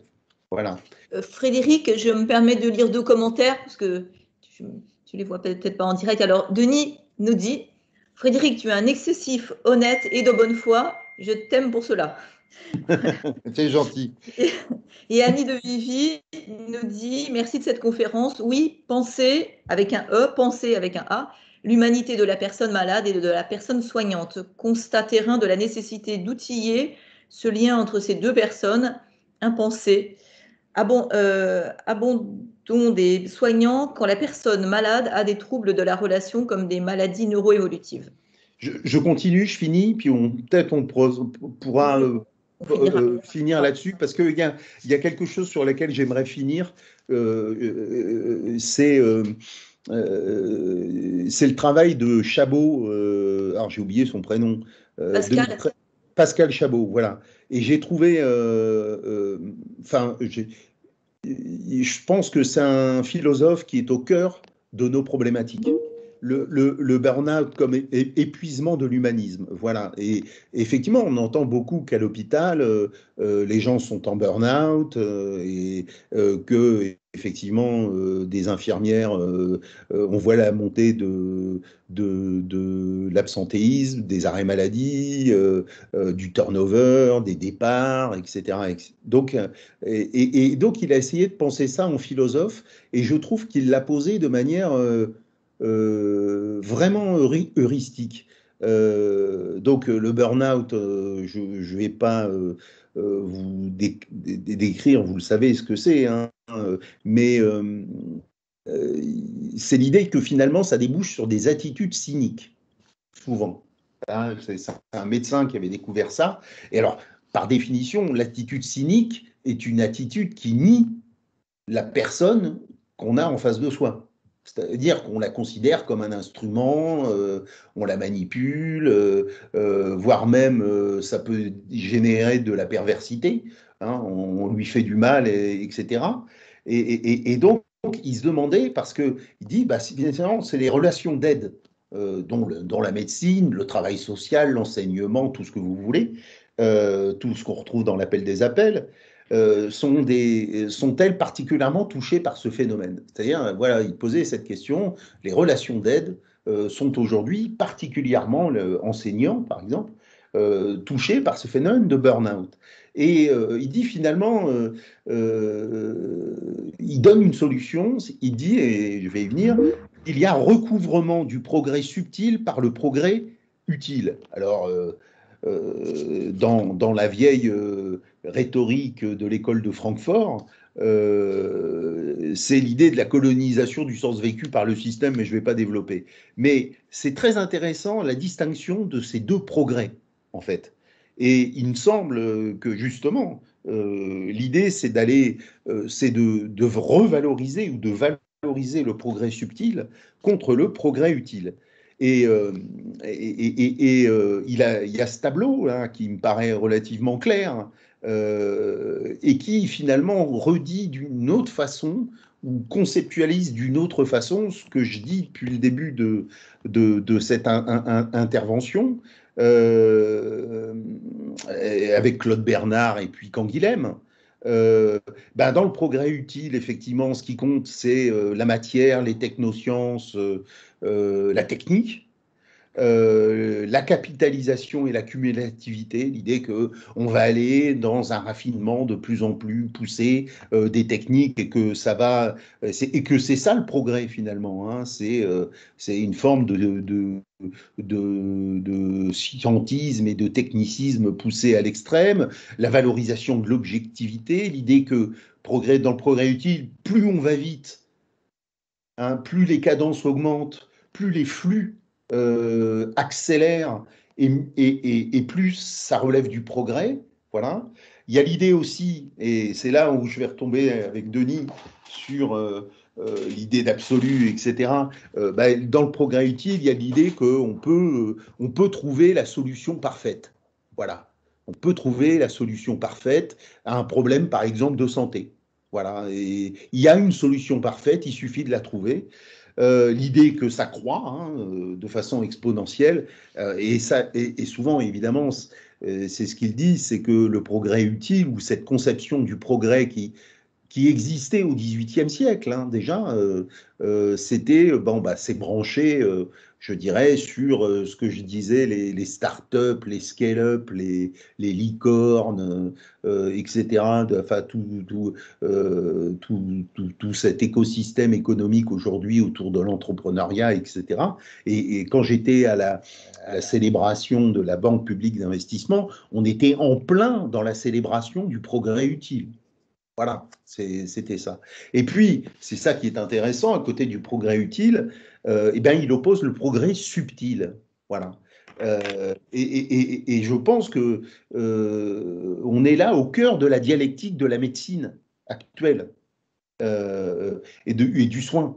C'est-à-dire que il faut pas nier le progrès utile, mais il faut prendre en compte aussi une autre forme de progrès qui, elle, a été largement recouverte par le progrès utile, qui met au centre l'humain et la relation d'aide. Donc évidemment, on est au cœur de notre sujet. Que finalement, je dirais, l'apprentissage du soin par les soignants se fait par compagnonnage et initiation, c'est-à-dire c'est la transmission d'une expérience, et parfois d'une expérience très fine, je dirais presque, c'est apprendre quelqu'un à avoir le coup d'œil, etc. Donc presque indicible, ça que je veux dire, qui place au cœur l'idée que le progrès, c'est ce qui met la subjectivité et la singularité au cœur du soin, contre l'accélération. Vous savez, c'est Hartmut Rosa qui a écrit un bouquin qui s'appelle Accélération. C'est justement de dire le soin demande un temps, ou l'enseignement, ou le travail social demande un temps incompressible. Et notamment, je vais finir là-dessus, parce que c'est le temps de la réflexion, c'est-à-dire le temps pour justement intégrer des données multiples, des dimensions multiples qui sont toutes constitutives de la personne. C'est l'acceptation de l'imperfection et de l'échec, c'est-à-dire l'antithèse du discours sur la performance. Voilà. Alors, ce n'est pas la valorisation de l'imperfection et de l'échec, c'est simplement de dire qu'on apprend aussi, mais c'est une banalité de le dire, de l'échec, et qu'on doit aussi accepter que le soin n'est pas la réparation, voilà, ça rentre dans le garage et puis ça sort, c'est réparé, la voiture fonctionne parfaitement. C'est aussi accepter le bricolage au quotidien. Voilà, des progrès qui sont souvent incrémentaux, c'est-à-dire que le progrès, c'est un apprentissage quotidien par capitalisation d'expérience et d'expérience partagée, dit-il, c'est-à-dire d'une expérience partagée, par exemple, par une équipe enseignante, une équipe soignante, etc. Donc un progrès qui est d'emblée collégial, voilà, qui est en fait un progrès ou une accumulation de connaissances qui est le fruit du partage d'un collectif humain, pour faire court. Et puis, vocation désintéressement, parce qu'effectivement, il voit que le progrès subtil n'est guère compatible avec les logiques du capitalisme financiarisé. Bon, ça nous amène sur l'aspect politique.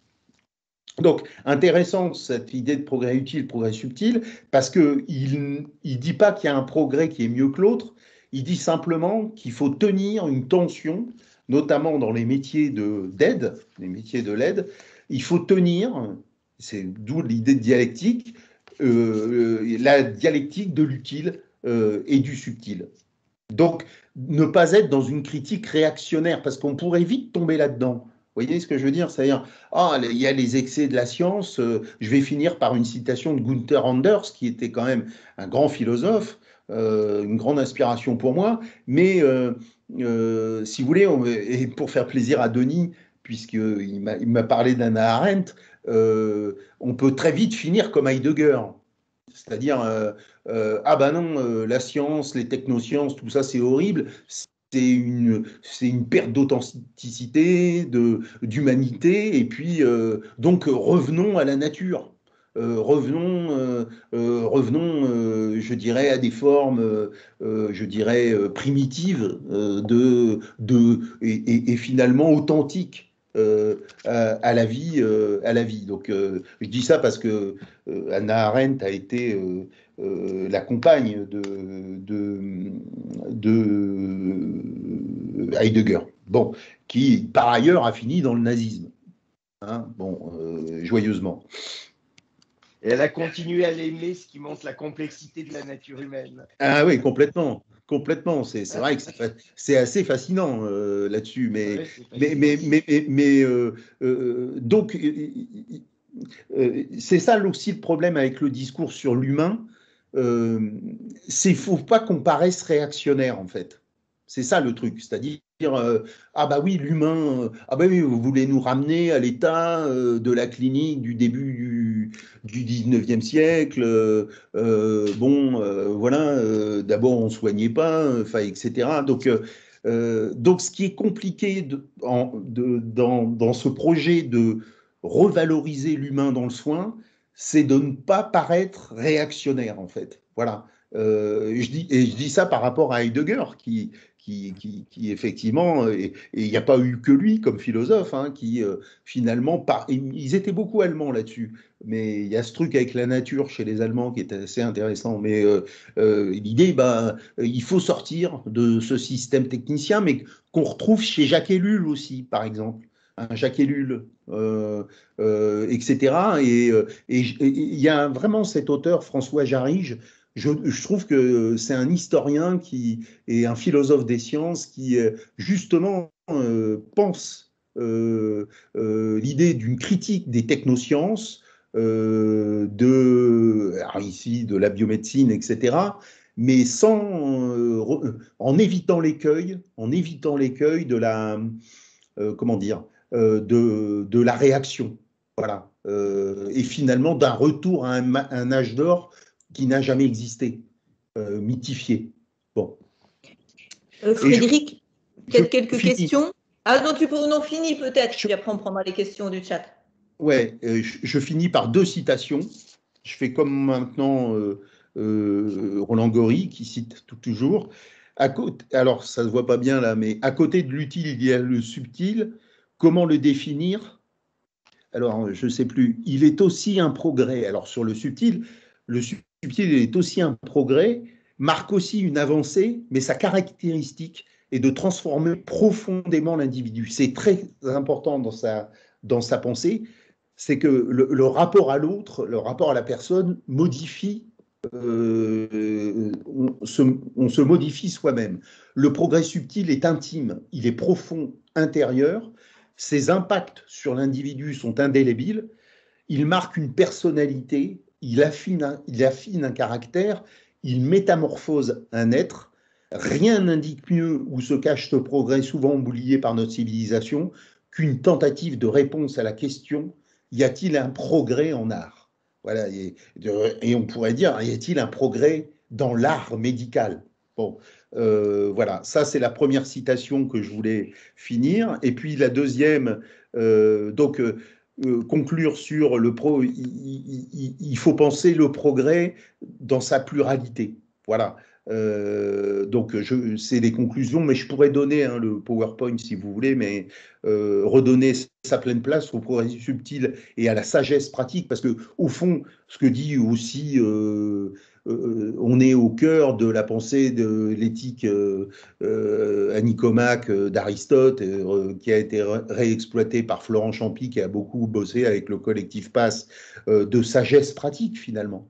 Voilà. C'est cette idée de sagesse pratique, ce qui suppose effectivement, me semble, et donc avec les hôpitaux magnétiques, etc., mais de repenser des organisations qui fassent toute leur place au progrès subtil, et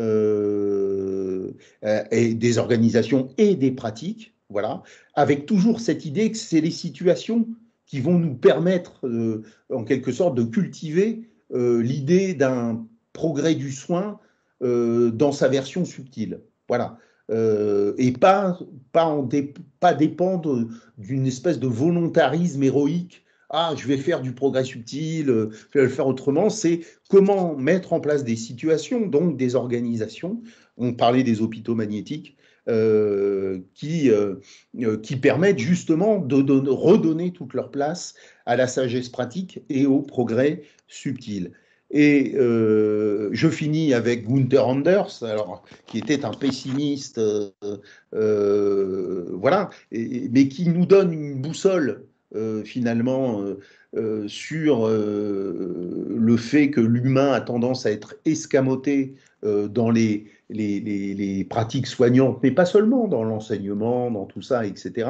C'est la catégorie des moyens a acquis aujourd'hui une universalité qu'elle n'avait jamais eue auparavant. Nous comprenons le monde dans lequel nous vivons comme un monde de moyens, un univers où, à vrai dire, il n'y a que des moyens, un univers dans lequel, paradoxalement, les fins, du fait qu'elles semblent, à la différence des moyens sans finalité, sont reléguées au second plan. Et Gunther Anders dit quelque chose de très, très juste et fondamental, c'est l'inversion des fins et des moyens. C'est-à-dire que ce qui n'était que des moyens devienne une finalité en elle-même. Voilà. Peut-être avant quelques questions, je lis un commentaire de Thierry. Enfin, une question. Y a-t-il une étude sociologique pour savoir si l'épuisement des soignants, avec le départ de la profession, dont le refus de se faire vacciner parfois, n'est-il pas un symptôme de la désillusion de faire un métier où, en soignant, on peut mourir ou contracter une maladie dangereuse comme le Covid?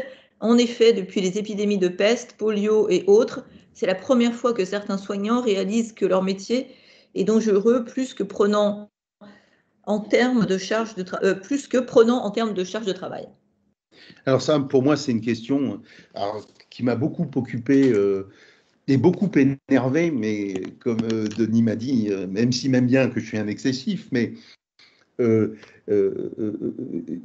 y a quelque chose qui m'a beaucoup choqué vis-à-vis et qui est en plein dans notre sujet. Il y a beaucoup de médecins, parce qu'on a vu par exemple que les hésitations à se faire vacciner en fait, suivaient la hiérarchie soignante, par exemple. Bon, donc les médecins se vaccinent beaucoup, les infirmières un peu moins, les aides-soignantes sont les plus réticentes, etc. Bon, alors, je ne veux pas parler des antivax, etc. Bon, c'est pas la question. Mais moi, ce qui m'a frappé, c'est que beaucoup de médecins, en quelque sorte, ont été d'emblée dans la condamnation morale. C'est-à-dire d'emblée dans l'idée que les individus, les personnes qui refusent de se faire vacciner sont soit des idiots, des crétins. Et moi, j'ai été vacciné tout de suite, hein, donc je suis pro-vax à fond, moi. Hein, donc, qu'il n'y ait aucun doute sur mon propos. Hein. Et je me suis dit, ça, par rapport à une pratique qui s'intégrerait dans la sagesse pratique, le progrès subtil, c'est assez choquant parce que d'abord, j'ai jamais compris comment on pouvait inciter des gens à se faire vacciner en les insultant. Déjà. À la limite, on les braque un peu plus, mais ça n'a, au nom d'une science reine, vous êtes des irrationnels, des obscurantistes, des complotistes, des trumpistes, des populistes, je vous passe tous les mots qui se sont échangés là-dessus, et y compris de psychiatres, dont le boulot quand même est de comprendre la psyché humaine. Et donc, des sociologues comme moi, mais moi je pense aux travaux de Alexis Spire et Nathalie Bajos à l'INSERM, se sont donné les moyens, tout simplement, de comprendre. Déjà, quand on dit on met l'humain au cœur du soin, déjà comprendre. Comprendre, ça ne veut pas dire ratifier, ça veut dire essayer de cerner les raisons pour lesquelles les individus ont des hésitations à se faire vacciner. Voilà. Et j'ai trouvé là, pour le coup, qu'on était dans un cas d'école d'une médecine, en plus, avec des médecins qui étaient sur les plateaux de télé et qui disaient tout et n'importe quoi. Donc, et je passe la gestion catastrophique de la pandémie, avec les mensonges, les changements de pied, etc. Bon, ils avaient des bonnes raisons de le faire. Voilà, de se méfier, parce qu'on leur avait raconté que les masques, c'était pas utile, qu'il n'y aurait pas de passe sanitaire, mais finalement, il y en a un, on ne s'explique même pas, etc. Bon, et essayer de comprendre, il me semble, dans le soin, y compris dans le soin en période pandémique, c'est essayer de comprendre les raisons de la personne et évidemment de travailler ces raisons pour amener la personne à se faire vacciner.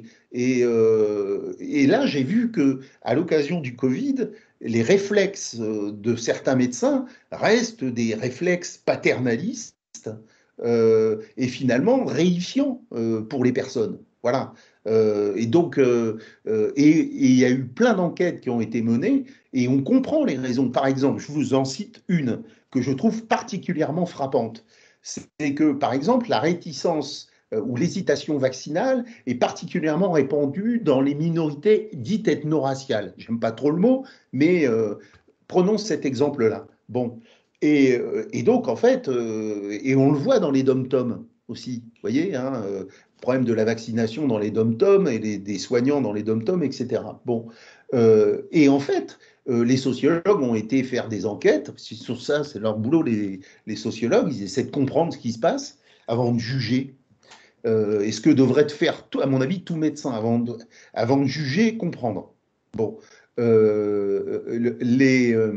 ils ont découvert que, par exemple, dans les populations d'Afrique subsaharienne, il y a eu la transmission dans le récit familial des excès de Big Pharma, d'abord de la médecine coloniale, voilà, et puis ensuite, dans certains pays, je ne sais pas si vous avez vu le film de Constant Gardner, qui est magnifique, des expérimentations des traitements contre le sida sauvages contre l'Afrique. Il y a un historien, Guillaume Lachenal, qui a beaucoup travaillé et qui a fait des ouvrages de référence sur la médecine coloniale. Et en fait, ces gens avaient des réticences par rapport à la médecine occidentale, tout simplement parce qu'il y avait dans la famille une mémoire familiale de gens qui étaient morts. Et ils en ont fait des morts, hein, les médecins coloniaux. Hein. Je crois que c'est Lachenal, il a un bouquin, c'est le médicament qui devait sauver l'Afrique, etc. Bon, voilà. Et donc voilà. Et ça, c'est une raison. Je veux dire, quand on a dans sa famille, on a des aïeuls, et puis c'est pas si vieux le sida, tout ça, etc., qui effectivement ont été des cobayes de Big Pharma et des pays du Nord, bon, ben, on peut comprendre qu'ils aient des réticences. Voilà, bon. Et c'est, par exemple, chez les femmes, il y a plus d'hésitation vaccinale chez les femmes. Pourquoi? Parce qu'il y a une peur pour la fécondité. Voilà, etc. Donc voilà. Et pour moi, vous voyez, gérer une pandémie en professionnel de santé, c'est d'abord essayer de cerner les bonnes raisons ou les raisons, en tout cas, même si elles sont mauvaises, mais les raisons pour lesquelles les individus sont hésitants à se faire vacciner et non pas de passer tout de suite, y compris, tu parlais, Denis, de la gauche, moi j'ai vu des médecins de gauche littéralement insulter à la pratique, la revue que j'aime beaucoup, des cahiers de médecine utopique, et psychiatre, carrément insulter des gens, moi je trouve ça choquant, parce qu'ils manifestaient quelques hésitations à se faire vacciner. Voilà. Donc, c'est là. Il nous reste que 5 minutes, hein, ça Oui, s'affiche. pardon. Non, non, mais on aurait envie de continuer, c'est tellement intéressant. Bon, peut-être, je vais lire deux remarques, puis Renaud je laisserai conclure, même si on aurait vraiment envie, encore une fois, de continuer. Donc, il y avait une remarque sur la question des personnes marginales séquentes plus aptes au progrès subtil, et Florence Marie demandait la référence, et Denis ramenait à toi qui nous avait donné cette notion. Et puis une question du docteur Théris: comment amener les sciences humaines dans l'hôpital et réintéresser les soignants à l'humain pour que les sciences humaines soient valorisées? Comment amener le temps de réflexion sur l'humain dans l'hôpital sans être clivant, humain versus technologie et innovation? Et Annie de Vivi: est-ce que les formations initiales des différents soignants peuvent évoluer et comment intégrer ces réflexions? Bon, alors je réponds rapidement, puisque effectivement. Rapidement, et puis Renaud. Très bavard. Alors, marginal séquent, en fait, c'est une notion qui vient de la sociologie des organisations et qui a été introduite par un sociologue qui s'appelle Haroun Jamous, Jamous, qui avait étudié justement l'élaboration des ordonnances qui devaient amener Debray, qui devait amener à la création des CHU.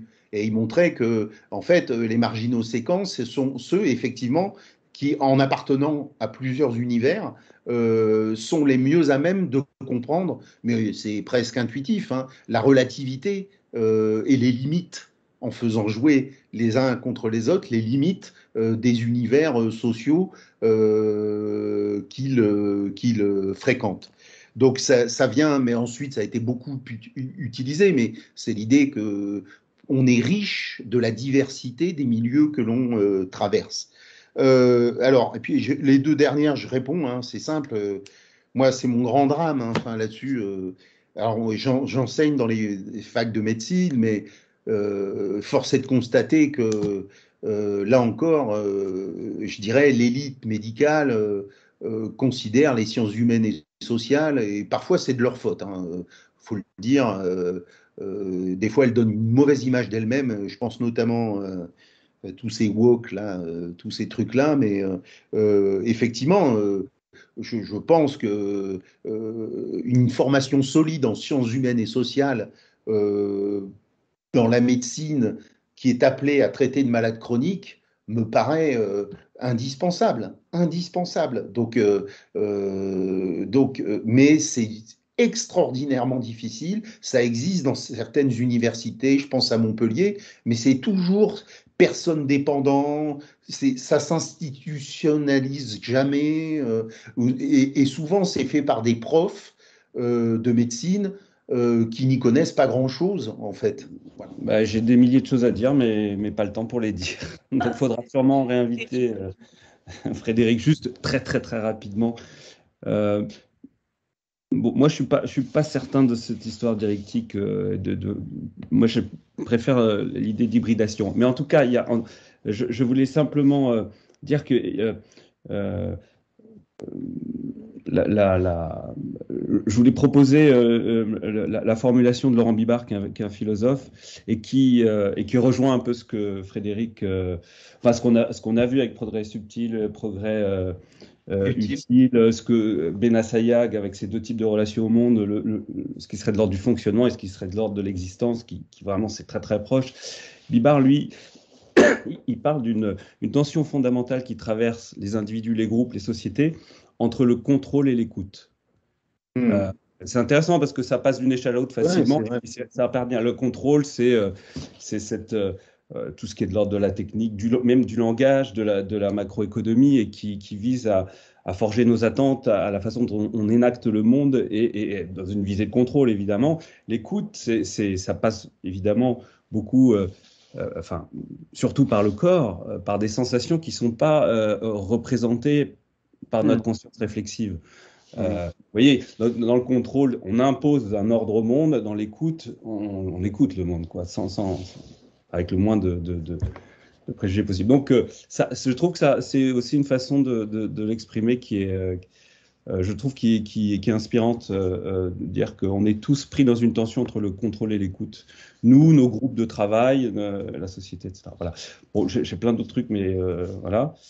Je voulais aussi, Claire, inviter tout le monde à notre prochaine rencontre, qui aura lieu donc le samedi 15 janvier, mêmes horaires, 10h, 12h.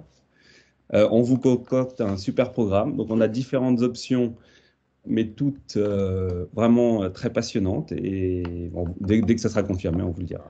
Merci. Donc, bonne fin d'année. Oui, bonne fin d'année. Et puis, merci encore, Frédéric. Et puis, franchement, je découvre ce séminaire et je serai un participant assidu. Voilà. Génial. Merci beaucoup. Et puis, Allez.